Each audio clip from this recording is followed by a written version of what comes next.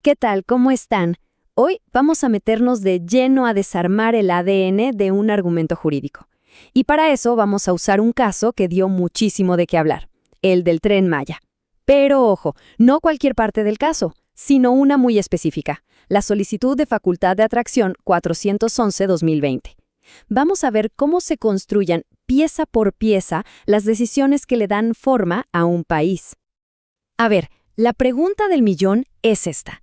¿Puede un solo argumento legal, bien armado, ponerle un freno a un proyecto de esta magnitud? Porque de eso se trata. No vamos a hablar de si el tren es bueno o malo, no. Lo que nos interesa hoy es meternos a las entrañas de la lógica jurídica, ver cómo piensan los jueces y cómo sus argumentos terminan impactando la vida de todos. Ok, empecemos por el principio. ¿Cómo llegamos a este punto? Hablemos de este choque de trenes, y nunca mejor dicho.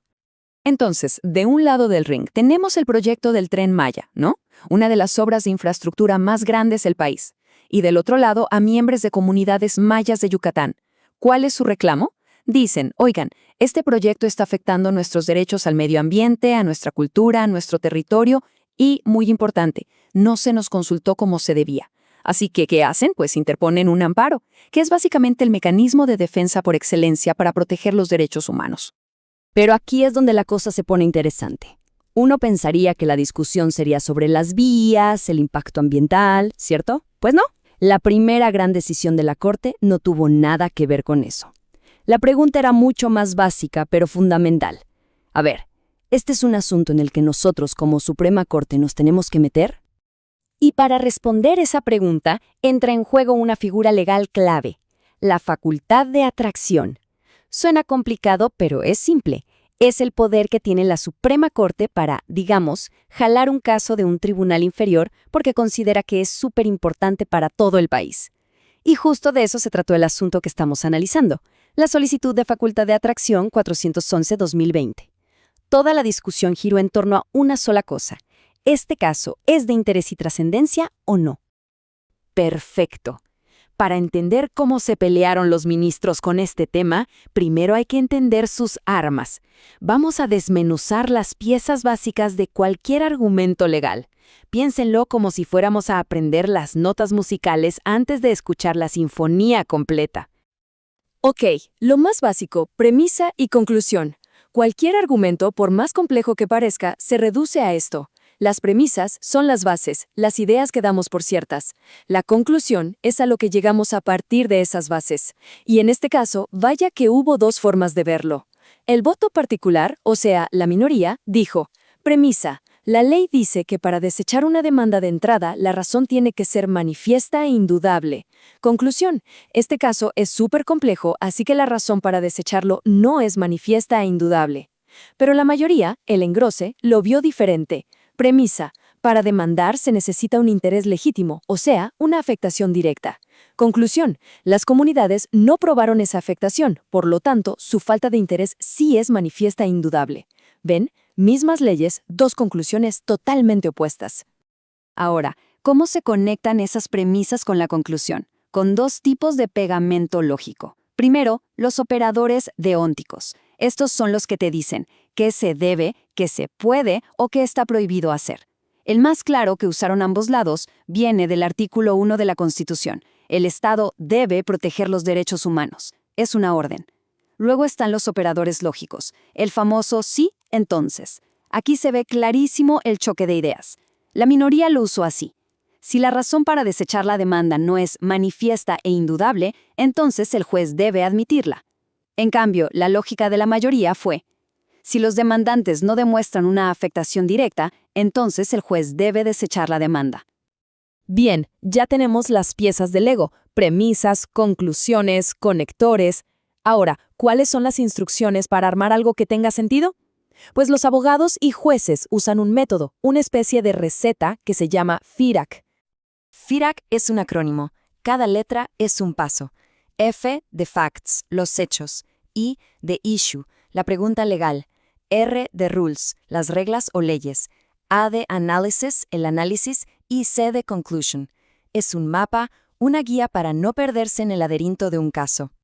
Listo. Ahora vamos a hacer la autopsia del caso 411-2020 usando este bisturí, el método Firac. Vamos a ver paso por paso cómo lo armaron. Empecemos con la F de Firac. Los hechos. ¿Qué pasó? En resumen. 1. Miembros de comunidades mayas presentan un amparo contra el Tren Maya. 2. Un juez de distrito lo desecha de inmediato. Su razón, dice que no tienen interés legítimo. 3. El caso se apela y llega a un tribunal colegiado que dice, esto está complicado, mejor que lo vea la Suprema Corte. Esos son los hechos, puros y duros. Seguimos con la I de issue, la cuestión legal. Y ojo aquí, es súper importante. La pregunta que la Corte tenía que responder no era ¿debe seguir el Tren Maya? No. La pregunta era mucho más técnica. ¿Debía la Suprema Corte usar su facultad de atracción para decidir si el juez de primera instancia hizo bien en desechar la demanda? Es una pregunta sobre el procedimiento, no sobre el fondo del asunto. Ahora la R de rules, las reglas del juego. La regla maestra, la que está por encima de todas, es el artículo 1 de la Constitución. Es el que dice que el Estado mexicano tiene la obligación de promover, respetar, proteger y garantizar los derechos humanos. Punto. Este es el sol alrededor del cual gira todo el sistema. Pero claro, hay más reglas en la R, y aquí es donde vemos cómo cada bando elige sus favoritas. La minoría le puso mucho peso al artículo 113 de la Ley de Amparo, que dice que para desechar una demanda de entrada, la razón debe ser manifiesta e indudable. También se apoyaron en tratados internacionales. La mayoría, por su parte, se enfocó más en otras reglas, las que definen qué es exactamente el interés legítimo y cómo se debe probar. Y ahora sí, llegamos al corazón del asunto, la A de análisis. Aquí es donde se mezclan los hechos con las reglas. Es la cocina del argumento. Y vamos a ver cómo con los mismos ingredientes se pueden cocinar dos platillos completamente diferentes. El análisis de la minoría fue más o menos así. A ver, la regla dice que la causa debe ser manifiesta e indudable. Pero los hechos nos muestran que saber si estas comunidades tienen interés legítimo es un tema súper complejo. Por lo tanto, la causa para desechar la demanda no era manifiesta e indudable. Y el análisis de la mayoría fue por otro lado. La regla del interés legítimo es clara. Se necesita probar una afectación directa. Los hechos son que los demandantes no lo probaron. Por lo tanto, su falta de interés sí era manifiesta e indudable. Y ¡boom! Aquí es donde vemos la magia de los operadores en el análisis. La minoría conectó todo con un si la falta de interés no es manifiesta e indudable, el operador lógico, entonces el tribunal debe admitir el caso, el operador deóntico. Es una orden que nace de una condición. La mayoría hizo lo mismo, pero al revés. Y todo esto nos lleva al último paso, la C de conclusión. La conclusión del voto disidente fue: la Suprema Corte debía atraer el caso. ¿Por qué? Porque era una oportunidad de oro para fijar criterios sobre derechos indígenas y megaproyectos. La conclusión de la mayoría, sin embargo, fue la opuesta. La Suprema Corte no debía atraer el caso. Argumentaron que era una simple aplicación de la ley que los tribunales inferiores podían resolver. Bueno, dos argumentos perfectamente estructurados, dos conclusiones opuestas. ¿Quién ganó? Por un voto muy cerrado de 3-2, la primera sala de la Corte decidió no atraer el caso. Entonces, ¿qué significa esto en la práctica? Significa que la Suprema Corte dijo: este asunto no lo vamos a ver nosotros.